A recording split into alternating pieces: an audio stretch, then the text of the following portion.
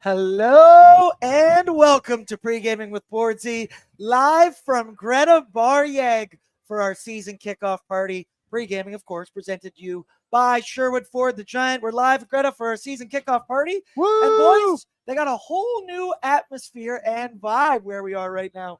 We're on a leather couch. They can't see it at home, but there's fake clouds above us. Or real. Cool, actually, completely real. These bricks are actually real. No, those are fake.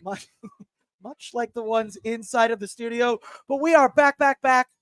I have not done a show from Greta since that fateful day at the end of June of last season, but we don't talk about that, of course. I'm joined by the boys from Oilersnation, Liam Horobin and Tyler Remchuk. First watch party of the season. We've got balloons all over the place. Did you guys see the balloon arch when you walk in here as well in the front doors? Absolutely incredible. Nice. We're going to have all kinds of prizes, trivia, giveaways. The giant Plinko board is here. You can then enter that raffle. You can get some tickets to games. Almost hit the team name there. But it's going to be an awesome night tonight. Of course, prepaid shots of Pink Whitney. What? We're doing that again? Yeah, we are. It's nice. In the fine print. I got it right here in front of me. And it's going to be a hell of a night. We've been giving away tickets all week. You can still get them at nationgear.ca. You've got 57 minutes to get down here before this season starts, or the season kickoff party starts. But boys, what up, everybody out there in the world? Let's check inside the YouTube chat right now. Loyal to the oil. Is it so ready? Bring on BORDZY. Connor McDavid is in the chat. Whoa. That's nice to see. He should be locked in on his pregame warm-up. I hope our dear Aaron will someday come to a game in Utah so Rusty and I can take him out to dinner. What? I would love to be wined and dined. I would love to come to a game in Utah. I'll pay for the flights. You guys pay for everything else. Everybody in the chat, let me know what your vibe report is right now, because we're looking for 2 wins in a row. The Edmonton Oilers, fresh off their first victory of the season on Tuesday night. And boys, let me just say, life is just better after an Edmonton Oilers dub. Food tastes better. Drinks are colder. Beer is crisper. Air is crisper. Everything is just better. Now imagine having to have a cat food bet on the line as well. Ty, we didn't talk about it, at least on After Dark without you. Walk us through your vibe report during that overtime Tuesday night. Where was your confidence level? How much were you sweating? What was going through your head? Well, first off, going into the game, my confidence level was at like a really solid 10 out of 10. I was like, they're going to smoke them. I had a couple of drinks in me. I'm like, giddy up. This is going to be a good one. And then it was immediately shot from 10 out of 10 to like minus 10 out of 10. Like, it was terrible. It was so bad that I didn't even stand up and cheer for any goal until Bouchard tied the game, because I was like, this sucks. This just sucks. And then in overtime, when the breakaway came down, I was like, crap, this is it. Like, Philly's going to end it. But Stewart made a great save, and Connor provided the back pressure, was not a penalty. Went back the other way, and they finished it off, and I was fired up. Yeah, the photos of you, you looked like you were in one and enjoying, but that's what you do. You put your taste buds on the line for your team, and we respect that.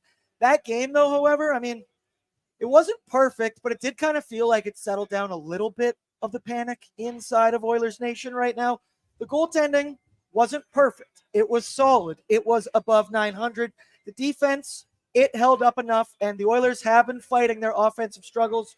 You got a season-high 4 goals. Could have been 5.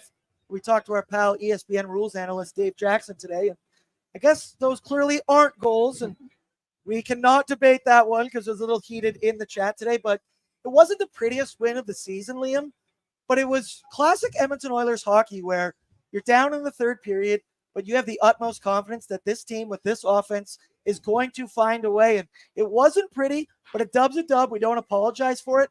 Let's hope the Oilers can build off that tonight, right? Yeah, and I think, too, like, tonight the Stars kind of need to take over the game earlier than what they did. I know they kind of saved the team towards the end there with Bouchard's goal and obviously the overtime winner, but at times this season, all 3 of those guys have been liabilities. Like, Parade to the box. I think all 3 of them have been in the box for maybe a penalty, a goal against on the power play.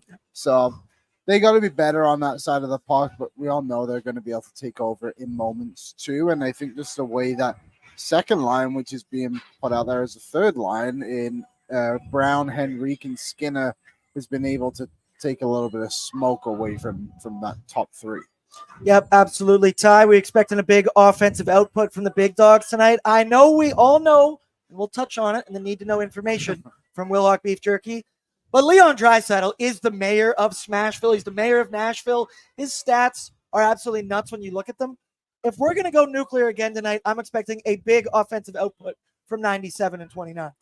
Yeah, I think that should be expected at this point, as much as they took over at the end of that Philly game. Like, through 40 minutes, they were still not looking like Connor and Leon, and I'd even lump Bouchard into that. The power play's not looking like the power play. Zach Hyman's not playing the way Zach Hyman usually does. So, yeah, I think it's fair to kind of sit here and say, even though the Oilers won and it calmed down some of the concerns and the anger and the frustration, there are still plenty of ways they need to be better, and I think there's plenty of ways where the big guns need to be better too. One big moment that happened in that last game was the resiliency the Oilers showed, yes, to claw back, but the resiliency to fight back literally in that hockey game, because Troy Stecher and Corey Perry both got in scraps in that third period. It sparked the comeback, arguably the TSN turning point. I saw Jay Onright say it that night on SportsCenter. So we didn't see that physical response, Liam, against Calgary. We all talked about Michael Backlund taking liberties with Stuart Skinner. I was more angry about not answering back and trying to take another shot at Michael Backlund rather than just losing the game. But we saw that pushback physically from one of the most unlikely players on the Edmonton Oilers. I argued it's either him or Derek Ryan, who I expected to fight the least. And then you showed me some numbers. Troy Stecher has been in 6 career fights, so maybe I am a little bit wrong in that. But I feel like there needs to be a message sent down the line, and that did send it, that you shouldn't be having 5'7" Troy Stecher going out there and being the guy that drops the gloves. Not only drops them, but dropped him instantly and was ready to go. Do you think that sent a little shockwave down the lineup of, hey, boys, we all got to toughen up right now? 5'7", I didn't realize he was that I don't tall. actually know if He's 5'10", but if he's listed 5'10", he might actually be 5'7". 1.78 meters. Yeah. Somebody tell me what that is. Well, I think immediately you saw it, right? Like, obviously, Perry going out fighting Farabee, which we haven't really spoke a lot about, but that was very, maybe random is the wrong word, but it's like an unexpected duo to be fighting. I hadn't really seen too much throughout the game between the two of them. And then not too long after that as well, Janmark was trying to fight Bobby Brinks. Yeah. Right? So that would have been huge to get all three of those guys in the box, Brink, Couturier, and Joel Farabee. So, yeah, I think you did kind of see a bit more of a pissed off Edmonton Oilers, I guess you could say, right? Like, we've talked about it a lot. It's like, when this team's pissed, like, they can do it. But like, sometimes I think it's a lot of, it's just become a bit of a saying in parts as well. But I think on Monday, like Tuesday night, they really were frustrated and not just it was like a breaking point. Yeah, and not just like taking it out on like Hyman got that elbowing penalty. That was dumb. That was a dumb penalty. Draisaitl's was dumb. But then they were able to actually like play hockey, win the actual fights and win the fights on the ice too with the puck and kind of take over the game. I don't think of the Edmonton Oilers as the biggest fighting team, but I need you to go out there and, I don't know, it's just the aspect of you had playoff intensity all those months ago, and I get it. It's tough. It still felt like you were playing 3-4 preseason hockey games, but enough was enough at that point in that game where somebody's got to step up and shit out Troy Stecher for doing it. Speaking of stepping up, Connor McDavid has an update. I'll get you free flights with my benefits. What? Okay. What company do you work for that works? But I will take that. He says it's just a pain to get from Yeg to SLC. You probably have to go Minnesota. Yeah. Or Denver. All I heard is free. All I heard is free. Maybe after the nation vacation, you can just keep going. Dude, go to Denver. Go check out a Utah Jazz game. Well, they play in Utah right before the Denver Nation vacation. So you could just do it the other way. Just go there first. Yeah, see? Do the math. All right. Tonight it's going to be the Nashville Predators' first road game of the season. The Oilers last season were just above 500 on the road, but this is a matchup you got to like tonight because the Nashville Predators, eerily similar to the Edmonton Oilers, start their 0-3-0. There's a couple reasons for that start. I'll say the first one, UC Saros has not been Superman so far. He has an .855 save percentage of 4.21 goals against, and he started the season with an injury. He did not actually play in the Predators season opener, so yes, he's going to be working back from an injury. I do not expect UC Saros to be bad for an extended period of time. Give him a couple games, but that's a reason that has led to the start. Number two, the defense has been mediocre at best. I'm reading, I'll be honest, haven't watched any Predators games so far this season, but they're getting beat on the rush, consistently getting outskated by faster teams. You do got to like that tonight for the Edmonton Oilers. And your third reason, the newcomers just have yet to show up offensively, and I do think that one is justified. Your Steven Stamkos still doesn't have a goal on the season. Jonathan Marchessault just has 1 or 2 assists on the season. He's goalless as well. Brady Shea, he got on the board with a goal, but it's going to take these guys some time to figure it out. And this is a point I want to talk about. Similar to the Edmonton Oilers, Andrew Burnett has already been line juggling, and he's doing it more again tonight. We'll have more on that in just a second. But the last game, Stammer and Marchessault played with Cole Smith, a perennial fourth-line player that was on the second wing. Shocker, that did not work out. Tommy Novak started the first game with them. He was then demoted to third line. He's been playing just over 13 minutes a night. I want to ask you guys, because this is a new look team. Liam, I'll start with you. It is a new look Predators squad with a lot of new offensive weapons in there, just like the Oilers did. Went to the line blender, started juggling early. Do you think, from the outside perspective, I don't know, that is a smart thing to keep on doing, or do you just let these new guys duke it out, or do you got to find any way to grab a double?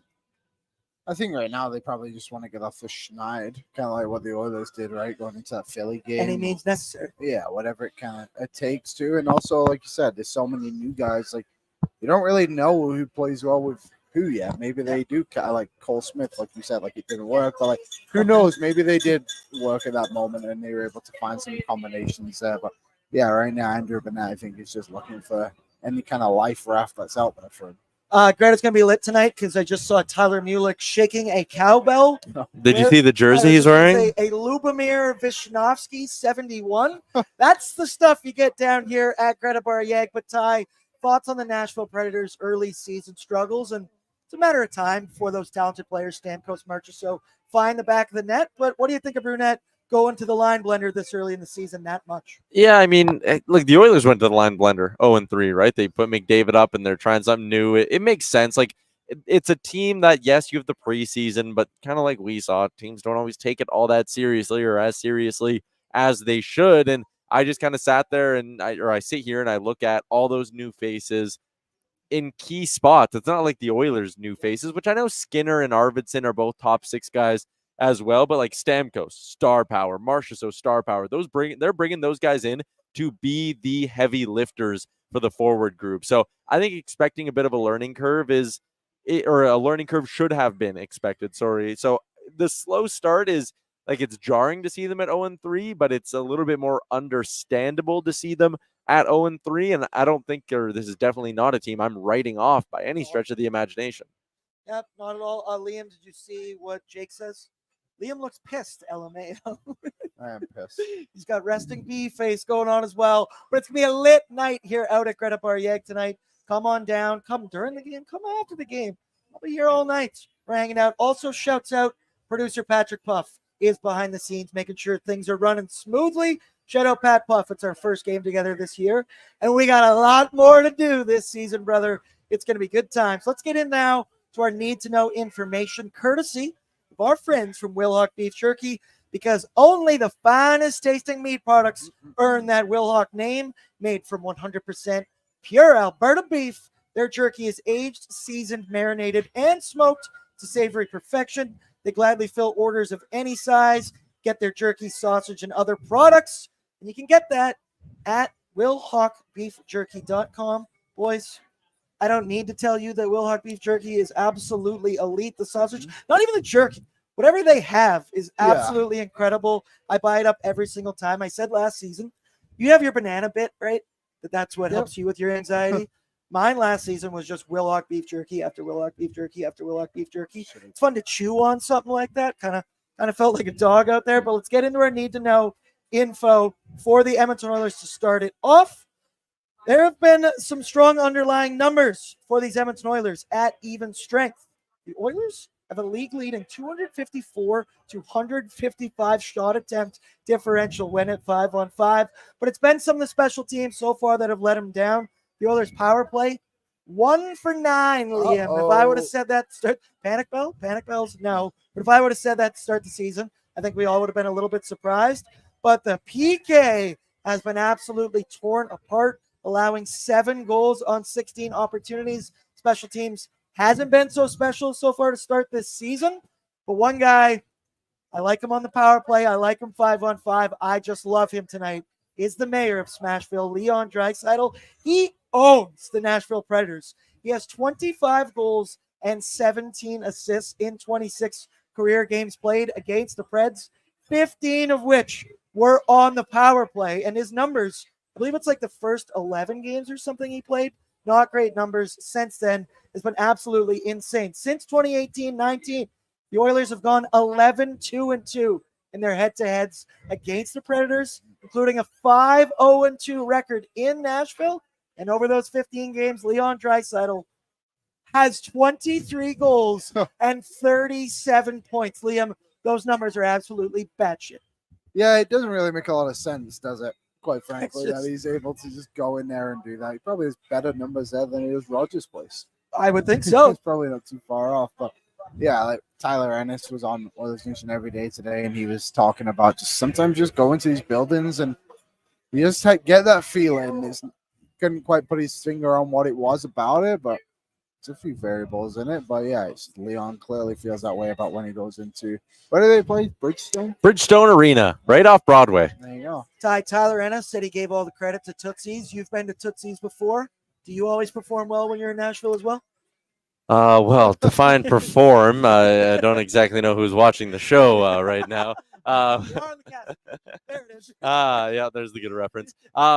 Yeah, I mean, Ennis kind of talked about it. Like, Draisaitl just eats them alive. I even think it almost goes the other way, too. And I know, again, a lot of fresh faces on Nashville. But, like, when they take a penalty against the Oilers, you got to think there's guys on that bench rolling their eyes being like, fuck, here we go again. Like, their Oilers are going to whatever. So, yeah, it's one of those things where it's gone on for so long that it's hard to even be like, oh, it's a fluke or like it's due to come to an end. He might just legitimately have something there.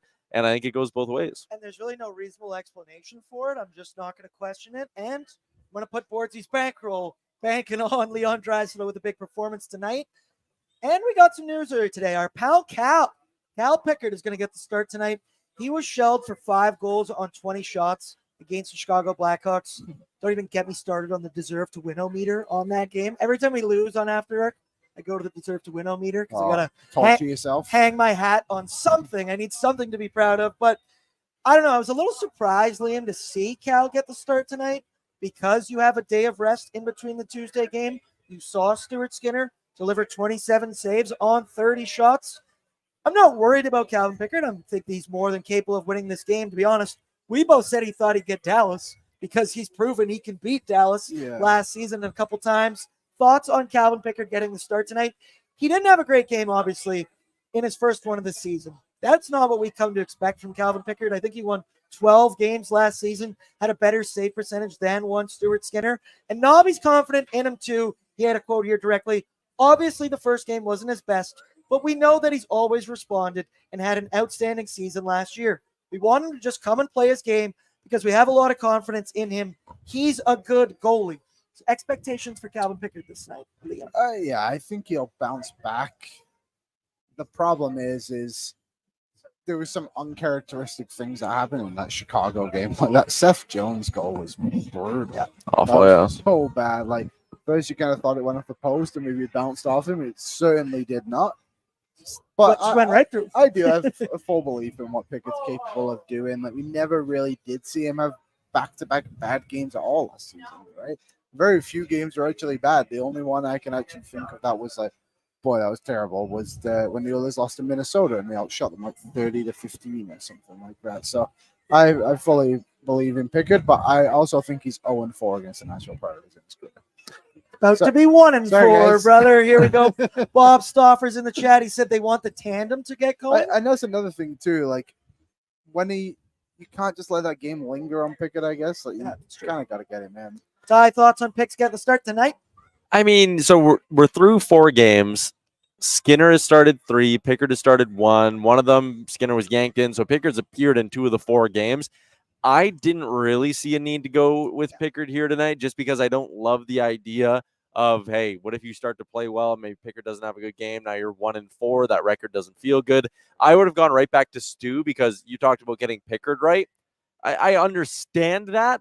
I care more about getting Skinner right, and he just played a really good game I would have liked to throw him out there against an offense that's not rolling right now versus throwing him out there against Dallas on Saturday after he would have had at that point 5 days off. I would have gone back to Skinner here tonight and maybe been more tempted to, if you won tonight, throw Pickard to the Wolves on Saturday, but also in a barn he's won in and shown he can perform in. So, yeah, I don't know. I think I would have gone with Stu tonight. I don't think I like the decision to go to Pickard, especially, again, because Skinner actually looked good the other day. Skinner, that was his best game of the season. It started with a 9 on his save percentage in that one, and I don't know. He's your starter. He's your go-to guy. I want to see him get a couple more chances. I also see Mr. Burns in here. Stu also does better when he plays more often.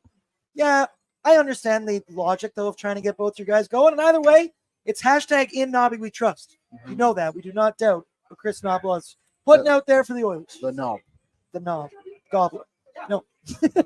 On the Predators side of need-to-know information, like Edmonton, they're a team on paper that looks good, but they've had a slow start. They're among the league leaders in even strength shot attempt differential, but they rank 31st in the league in shooting percentage at 4.62.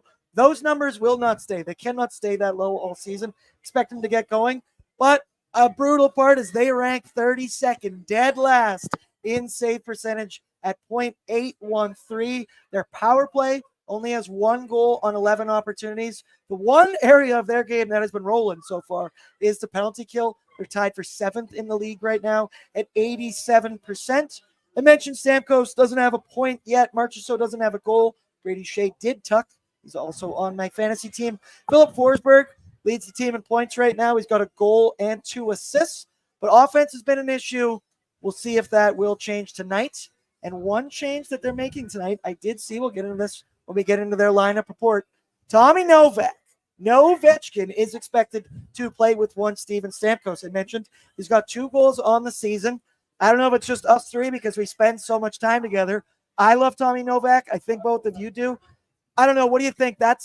I feel like a natural fit to be putting on the center spot next to a Steven Stamkos. What do you think of Tommy Novak's game? Because I think he's a stud. Novechkin. I think he's one of the more underrated players in the entire NHL, if I'm being totally honest with you. Like, he scores 20 goals. He has that in him. He's, still in his mid-20s. Like, there's upside with this guy. I really, really like Tommy Novak. Again, the Novechkin nickname is a little bit of a joke, but he can help you out in a ton of different areas. And I don't think he's, and this is maybe again where Nashville's a little bit flawed, because he could work on a second line if you play him with a ton of skill like Stamkos and March. So like, I think that can work. I think on a true Stanley Cup contender, Tommy Novak is a great third line center, and he's just a good second line center. So I'm curious to see what Nashville does throughout the year. But again, like, responsible, can score, plays the game in like a relatively gritty way.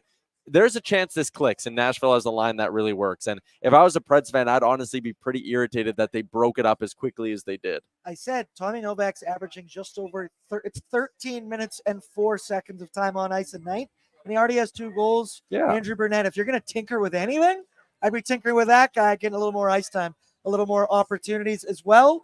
It's Luke Schen's 1,000th NHL game tonight, boys. Clap it up. Stick taps in the chat. Nick Alberga and the Shens. It's Rosie and the Shens that are big family friends. So we love Luke Schenn. He's been on the Nation Network shows several times. So we can still boo him from Edmonton, but it's all in love. And then tonight, UC Saros is expected to get the start tonight. As I mentioned, he missed the season opener with an injury. He's had 2 starts, both of which were not ideal. He allowed 2 goals on 21 shots against Detroit. Got the L in that one. And then their most recent game, he allowed 6 goals on 34 shots against Seattle. UC Saros, Liam, this offseason just rewarded with a big 8-year deal extension. He is one of the best goaltenders in the league. He's in that upper echelon, dare I say elite. There's no way these numbers continue to roll right. It's a matter of time before Saros has a get-right game. I just pray it is not this evening. Yeah, let's hope it's not tonight. But yeah, like you said, he's one of the best we've got in the NHL, and earned that contract. And didn't you mention he was injured to start the year? So I'm sure that's playing a big role in it. He's a good goalie. Surprised it wasn't 8.25. Am I right?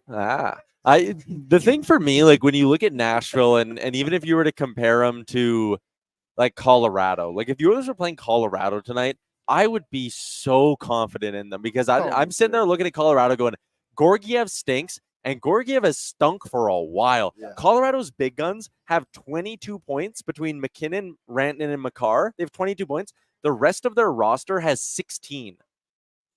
So Colorado is 0-4 now on the year, but they've done it because their big guns are doing everything, and Georgiev sucks, and their depth, it looks like an Oilers lineup from like the Ty Ratty days. Like it's putrid. It's putrid. Yeah.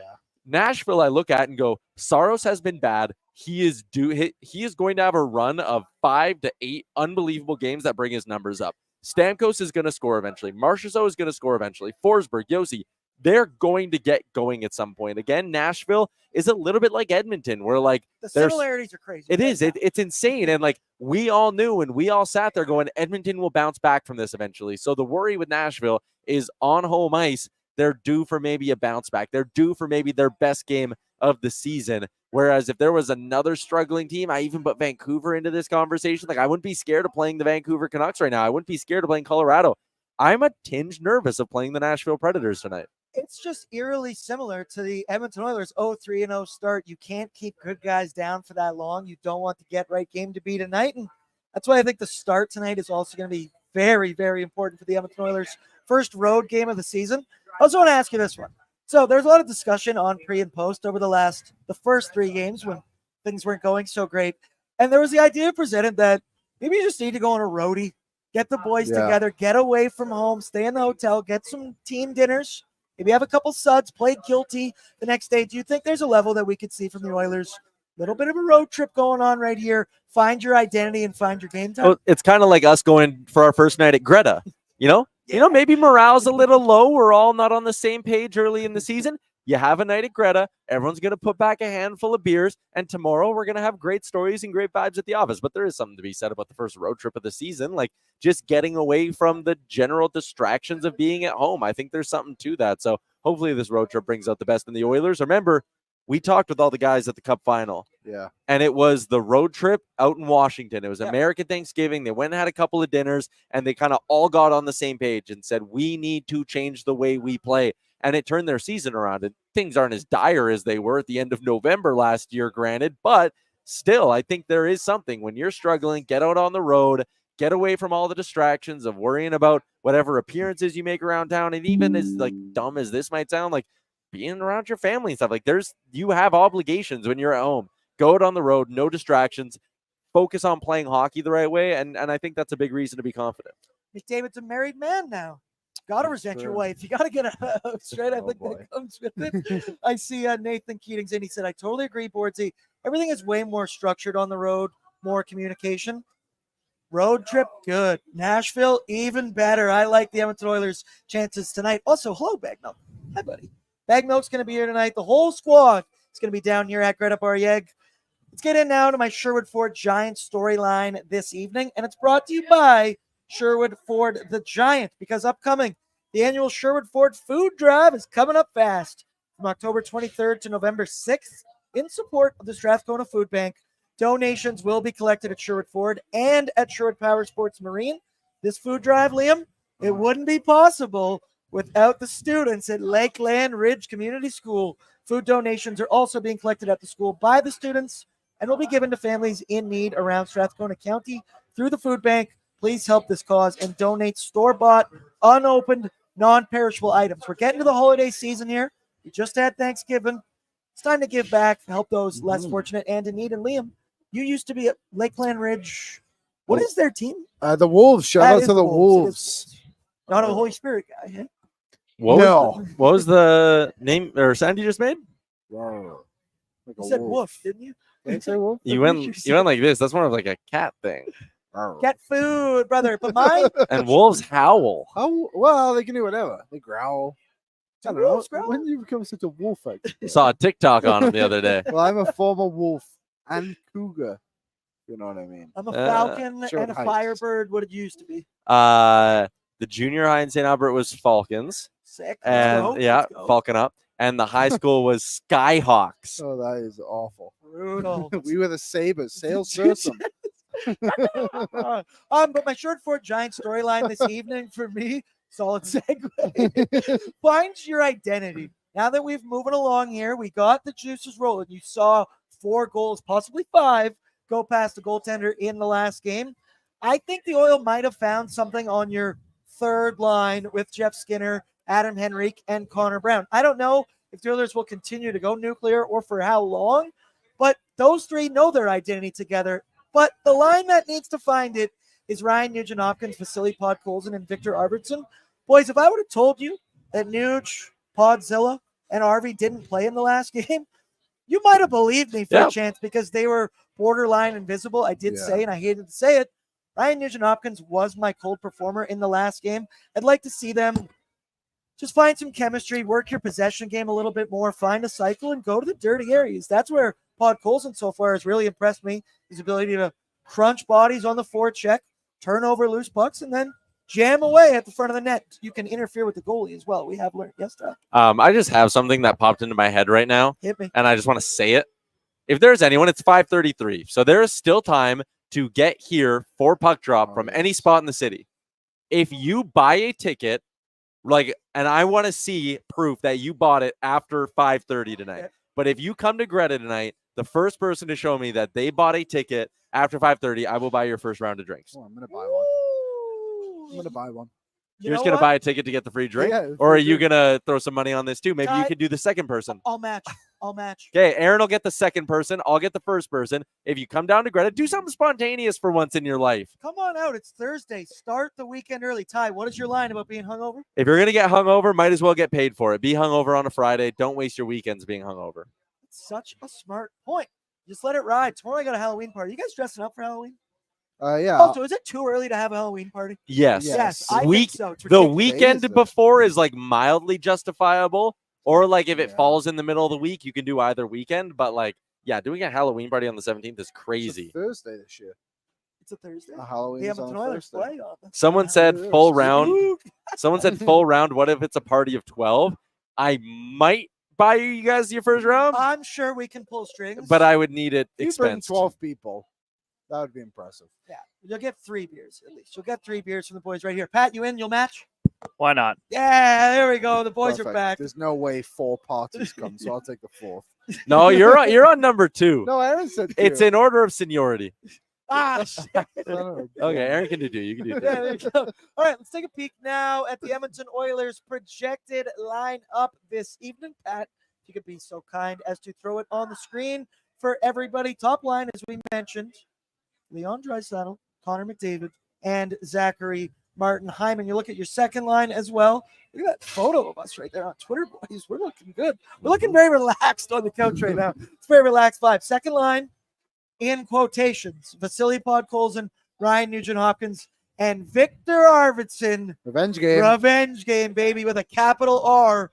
I like Arby tonight, but he's not featured in BORDZY's bankroll. Your third line, Jeff Skinner, Adam Henrique, and Connor Brown. Your fourth line, Janmark, Derek Ryan, and Corey Perry. Derek Ryan and Corey Perry, say what you want. I can be an ageist from time to time. Those two have shown up and showed out, and arguably been the most consistent on this team. Take a look at the D pairings tonight. We're rolling them exact same as the last game. Matthias Ekholm with Evan Bouchard, Darnell Nurse with Troy Stetcher. Ty, you've been asking for it for weeks, for months, and we finally got it. Shockingly, not shockingly, it was Darnell, I think. Best game of the entire season. Your third pairing is going to be Brett Kulak and one Ty Emberson. So I want to start off the top. The Oilers last game took 7 minor penalties. I have still been so I'm not over it. That Leon Draisaitl penalty, I made the joke on After Dark. Of course, I had this whole paragraph written of rant and ready to go off on Leon. And then he scores the overtime winner, and I go, oh, Seen that one before. crumple it up, throw it out, and go, he completely redeemed himself. But when your PK has been as bad as the Edmonton Oilers has been to start the season, remember, you lost a Ryan McLeod, you lost a Warren Fogle, you lost Cody Ceci, you lost Vinny Desharnais. It is going to take time to find that level that they were skyrocketing levels during the NHL playoffs. It hasn't been that same way to start this season. I mean, I don't blame them. But one way to not get scored on the penalty kill, Liam, don't take penalties. Don't take 7 in 2 periods. That's what they did in their last game against the Philadelphia Flyers. The Oil came into that game, PK at 44%. They allowed 2 goals on 7 opportunities. And granted, I want to give them their credit. You need your goaltender to be your best penalty killer. I thought Stuart Skinner was. They did have 5. They allowed the first 2. Flyers went 2 for 2. They then held them unsuccessful for the next 5 opportunities. But, Ty, it should be obvious. It should be clear. Nobby sent the message to Leon Draisaitl by sitting him down for a couple shifts. You cannot be taking unnecessary penalties like that. And I get emotion. Season hasn't gone the way you wanted so far. Please, please, please don't spend unnecessary time in the box tonight. Yeah, like you said, especially when your PK's struggling. Like you nailed it all with what you said. And to take it into a bit of a bigger picture conversation, the power play is going to be fine. I'm not worried about that. The goaltending is going to get better, and good goaltending helps the PK. But there is a little part of me that has the penalty kill on my watch list because of, like you said, you lost McLeod and you lost Warren Fogle, and those are 2 guys that killed a ton of penalties, and they still have quality penalty killers on their lineup. I'm not saying that like they've lost it all 100%. Vinny's another guy that they lost. Cody Ceci. Like, you lose all of those pieces, and there's a little part of me that's like, oh God, what if they lost some of the magic on that PK? Like, if there's anything that we saw now through 4 games of the season that actually has me being like, I'm mildly concerned, it is the penalty kill, because there is no guarantee that it bounces back. And I'd say, obviously, when I think of the Edmonton Oilers of past years, never really thought the penalty kill as elite until that stretch of last season. Liam, what do you think of the PK and the chances tonight? Because Nashville hasn't been great on the power play. Those are way too many elite household names to hold them down for that long. Yeah, the easiest way to get your PK better is just not take penalties, like we said. And if you go through the penalties from that game on Tuesday, there was obviously the one for the challenge, which is not on any of the players, but then you have ones like Leon Hyman, like we said. Some weak calls too, like the too many men they called early that led to the power play goal. They didn't really show a good angle on TV, so I'm not 100% sure if that was the right call or not, but hopefully you could say another unnecessary for sure. Error. Yeah. Human error on that one. So I just think those guys, especially again, the Stars are the ones taking the penalties. Like Bouchard had one too the other day. Help out the guys on that penalty kill by not getting in the penalty box. Beers are dropping. Beers are already spilling over there. Let's go. We're rolling. I also like this from Nathan. Liam means business. Arms crossed, like don't touch me, guys. Oh, is the football game working again? I don't actually know. Explain that. I saw your thing the other day. It was not very hard if you had that photo. Yeah, there's an error message over on it, and I'm nervous that it might not be working. Brett, can you go see if the football game's operational? Thank you. And don't spill any more beer. And quit dropping cups. Yeah. Yeah. Thank you, Brett. There's some people. Hello, welcome to Greta. Nathan's in here. Brown Mark will strike again. Lots of fans rolling in right now. I don't know who that is. Oh, he's wearing Leon. Sasky Oil said he was here. I wonder if that's him. Ty, I want to talk about one guy, the doctor, DR25, Dr. 25, Darnell Nurse, because he finally got his game with Troy Stetcher. Yes, football game works. The football game is working. No more error code. That's big. Spirals. But Darnell Nurse had his best game of the season. I mean, there's a list of guys who had their best games of the season, but in terms of players facing pressure to do so, Nurse was high on that list, so it was good to see him come through. We posted a clip of me saying Darnell Nurse. I thought it was his best game I've seen him because he looked angry. He looked pissed off. There was a level of, I mentioned I wanted the fight back, the bounce back. Did you see Darnell? Every scrum possible was last guy in, grabbing somebody, pulling, making his presence known. And I do think, like an angry Connor McDavid, Darnell plays better with emotion, but he's got to be able to walk that balance because he's been able to do it from time to time. But Troy Stetcher, Liam, one that Tyler Yaremchuk has been banging the drum on for a while. And I'll be honest, I thought Troy Stetcher was not the guy. I thought he was too chaotic of a player to put next to Darnell Nurse because that just might be chaos in the back end. Not a great recipe to not allowing goals against, but from what I saw, and it's just one game, it is the best match I've seen so far with Darnell Nurse. And I mean, it makes sense. Stetcher is a natural right side defenseman. He also, out of Dermott, Emberson, and himself, has the most NHL experience. I shouldn't be surprised that it worked. What was your outlook on how the two of them played together last game? Quiet, I guess, is a good way to put it. Like, you didn't really, there wasn't a lot going on, right? Which is nice. Uneventful hockey is good hockey in the case of your defenseman as well. So Stetch would have had an apple on that Corey Perry, or he would have had a goal. That's right. Yeah. So Yeah, I thought they played well. I'm hoping they can kind of continue that tonight. We haven't really seen Troy Stetcher at all have any rhythm with this Oilers team. Like tonight's game being his third in a row, could be wrong on this, but might be the longest streak he's had in the Oilers lineup. I'm going to go fact check you It on might that. be. It It's feels like pretty. it. Might The be max tied. would be is like 4 games. Yeah, like I feel like those last 2 games at the end of the season, he got into them, and we didn't see him for the entire playoffs, right? So We thought he was quitting on the team. we thought Turns out he was getting served. Derek Brassard us. So yeah, I'm hoping it does well tonight. I just want Donnell Nurse to be good consistently because I'm just so tired of hearing about it all the time. When you do our job, and dude, you gotta do After Dark afterwards. Also, Sucks. thank you for your donation. In the Oh yeah, I super chat donated. on What, After Dark you done time. any super chat donations? No, I don't Liam believe in it. donated $2.79. Yeah, preaching to the choir. Another defenseman that I don't know. It's up and down, and it's what I always say: you live by the sword, you die by the sword. Of one, Evan Bouchard.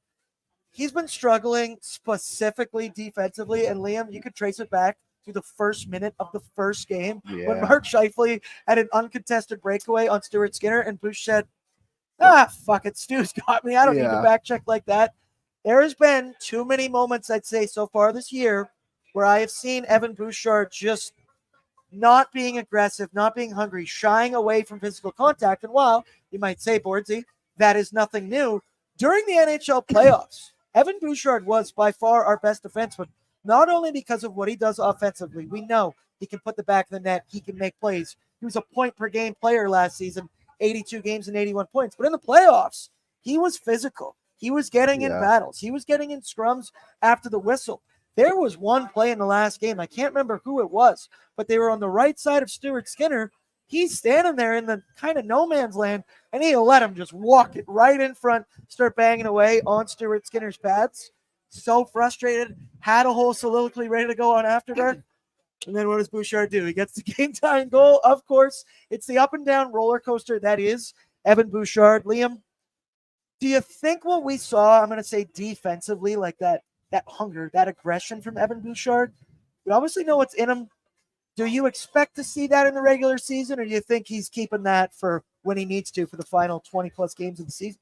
I just think it's such a different game, isn't it, the regular season and the playoffs. So I know he's got it in him. I'm not that frustrated when he doesn't have it in the regular season. I'm more frustrated with him when you see plays like he's just bobbling the puck. And it's like you're one of the most skilled defensemen in the NHL. Like you shouldn't be doing that. But to give him credit, I thought after that power play he had in the first period against Philly was probably one of the worst shifts I've ever seen Evan Bouchard play. It was horrendous, to put it politely, I think. And after that, he seemed to maybe just sit down and think to himself, and he's just like, F this.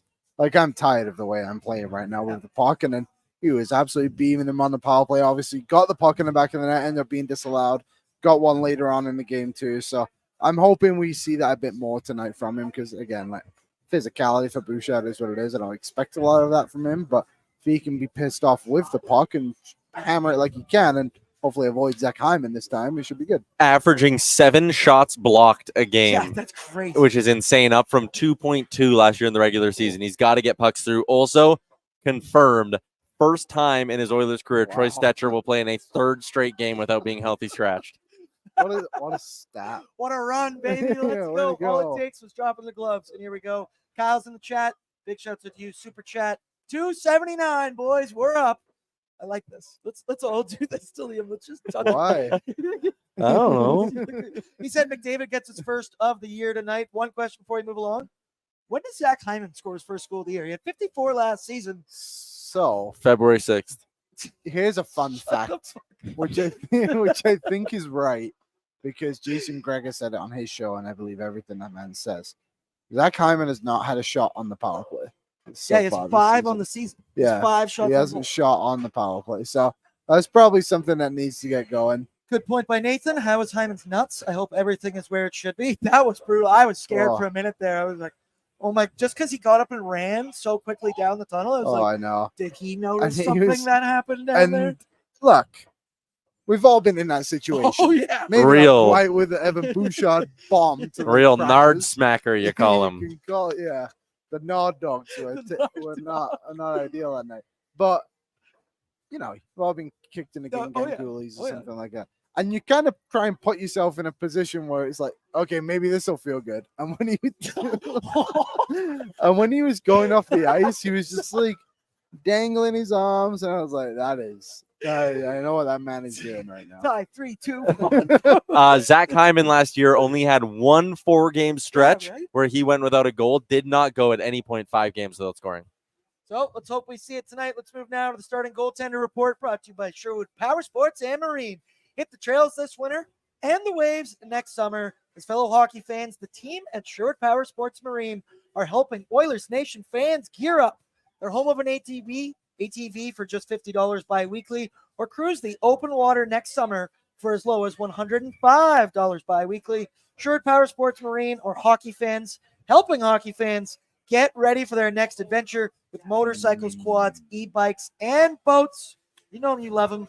It's like Toys R Us used to be my favorite toy store. Now as an adult, nearing my 30s, Sherwood Power Sports Marine is my favorite toy store to go inside and look at. Pat, let's take a look at the starting goaltender comparison this evening. Damn, what a duo. Look at those numbers. If you combine those two, you even over 800. Just. Don't do that to me live on the air. UC Saros 0-2-0 with a 419 goals against, 855 save percentage. Calvin Pickard 0-1-0 with a 417 and a 778 save percentage as well. Less than ideal numbers. We talked about how I would have liked Stuart Skinner to try and continue to roll off the momentum he may have delivered there on Tuesday night, but Calvin Pickard, he's got to get rolling as well. We got to talk UC Saros. You look at those numbers. Is it as simple as an injury to just blame those numbers on an injury? I get it's a new team, but and we'll touch on in a second with the Nashville Predators lineup, their decor is a pretty strong-looking decor. It sounds like he's getting beaten off the rush consistently so far. Tyler, I like the Edmonton Oilers' chances. I know you think of them as a rush team. They are more of a cycle team, but the Oilers can play with speed, and I think they could find a way to beat UC Saros. Question to you. How many goals does Saros allow tonight? I think the Oilers will get to him for 4. That'll be my guess. Edmonton gets 4. I am playing the over tonight. I know we're not talking sports betting quite yet. And it'll be a matter of if Edmonton can get 3 or less from picks, which I'm reasonably confident they'll do. But you mentioned Saros and is it a matter of the injury? I think with a guy like that, when you have a good backup like Wedgwood, if he was so hurt that it was affecting his play, they wouldn't play him, especially this early in the year. So I think it's just a sluggish, slow start to the year. Liam, how many goals does he allow? 4. Let's But go. there'll be an empty net. Let's go. I'm going to say 5. I'm going to roll on with that. Let's now get to the Nashville Predators lineup brought to you by Greta Baryeg. Vibe check right now. We look like we're filling up, and we're filling out right now. We got reservations all over tables, a lot of friendly faces, familiar faces that are always in the chat. Saw Sergeant Battle. Pretty sure he's bringing some of his Nate friends here. So Ty, ooh, fun. We might have a fresh line into interns in a year or so. Oh yeah, let's go recruit some interns. Do you guys like drinking beers and could talking be, about your favorite hockey team? You're hired. This could be like meet the firsts for them. If they're wearing a white t-shirt, I'm signing it. I used to sign the most egregious things on people's shirts. I can't do that now. Let's take a peek here at the Nashville Predators projected lineup for this evening. And there is a couple changes in here. Philip Forsberg on the top line with Ryan O'Reilly and Gustav Nyquist. Ooh. Then it's going to be Steven Stamkos with our boy Tommy Novak, but not Jonathan Marchessault. It's going to be Luke Evangelista, third line Mark Jankowski with Colton Sissons, and the aforementioned Jonathan Marchessault, fourth line Cole Smith, Michael McCarron, and Phil Tomasino. Go to the D pairs. Roman Josi, look out for this guy and expect to see a lot of him this evening. Roman Josi with Dante Fabro. I saw some guys in the chat earlier today on ONE saying, oh, Darnell Nurse's future partner. Sick. No, that's not going to happen. He's playing with Josi. Why would they trade him? Exactly.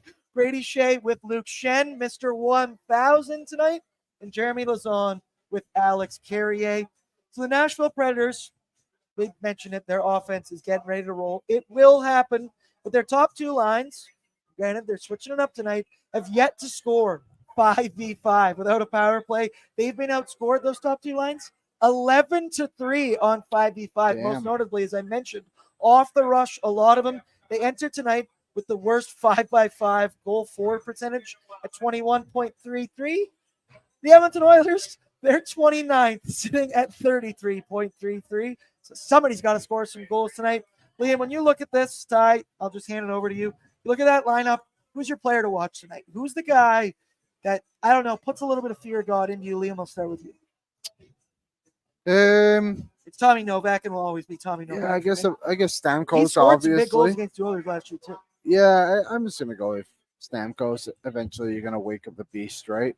If I was Jay Feaster, probably Mark Jankowski. Am I right? He was a big Jano guy. I love Jankowski. Ryan O'Reilly had a great game against the Oilers last year, if you remember that. And he's a guy who goes to the front of the net and is hard to knock off the puck. If Edmonton's blue line is not dialed in and ready to be hard and physical on any predator that goes near the blue paint, staying outside of it, then O'Reilly's going to have a feast. So, yeah, I think Ryan O'Reilly's my guy.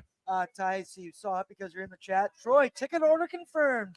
Tyler going to buy me some drinks.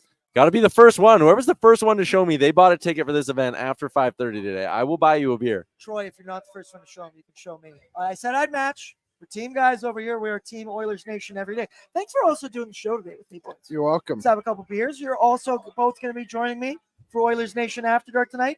Hopefully breaking down an Edmonton Oilers W. Maybe we'll get Bag Milk on.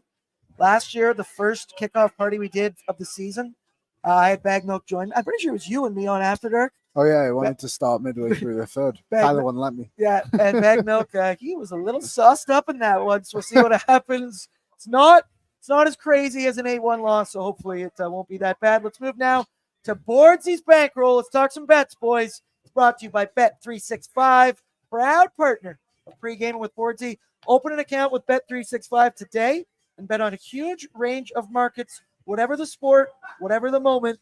It's never ordinary at Bet365. And, of course, use that code, all capitals, Oily Bonus. So these are the three I'm going with tonight. I think we all know the one that's going to get voted on, and don't worry, I already bet all three of these. But my first option is number 14, the Viking, to get over 2.5 shots on goal. He's currently plus 115. Ekholm is second on the team with shots on goal.